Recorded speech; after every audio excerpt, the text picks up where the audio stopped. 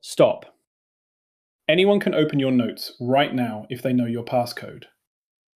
That means your passwords, private thoughts, important information are completely exposed. But your iPhone has a built-in way to lock them, even if your passcode is known. And it only takes a few seconds to apply this. Here's how to do it. First, open the Notes app. If you cannot find the Notes app, then search for it. Find the note you want to protect. Tap on it. Now tap the three dots in the top right corner. Tap Lock.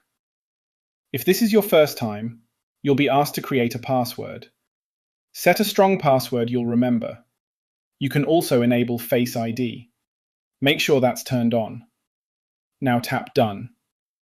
That note is now locked. To lock it immediately, tap the lock icon at the top.